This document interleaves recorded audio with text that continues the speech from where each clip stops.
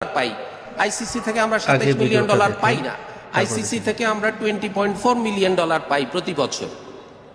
ঠিক আছে, যে আইসিসি আপনারা আইসিসির থেকে টাকা পান না।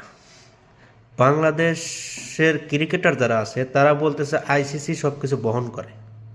তার কারণ আসলে আপনারা আমাদের জনগণকে বোধাই বানাইতেছেন। তা না হইলে আপনারা এক একজন এক এক রকমের কথা বলেন।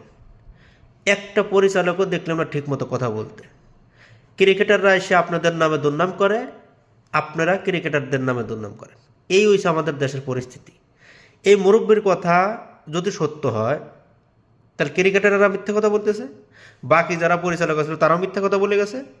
তা সত্যটা কে বলে? আমার প্রশ্ন হলো এইটা। এই সত্য মানুষটাকে আমরা দেখতে চাই। তবে আমরা মুরব্বীকে দোষ দিতেছি না, মুরব্বী ভালো কথা বলছে, তিনি সত্য কথা বলছে, কিন্তু সত্যর ভিতরে যে অসত্য লুকিয়ে আছে সেগুলো কে বলবে? আমরা চাই পুরাটা কথা আমরা শুনতে, আমরা জনগণ। আসলেও মেন টাকাটা আসে থেকে? বাংলাদেশের সরকার থেকে পায় নাকি আইসিসির থেকে পায়? আপনারা অবশ্যই জানাবেন থেকে পায় বাংলাদেশের এই ক্রিকেটাররা টাকা, এবং কি আপনাদের জানাইতে হবে।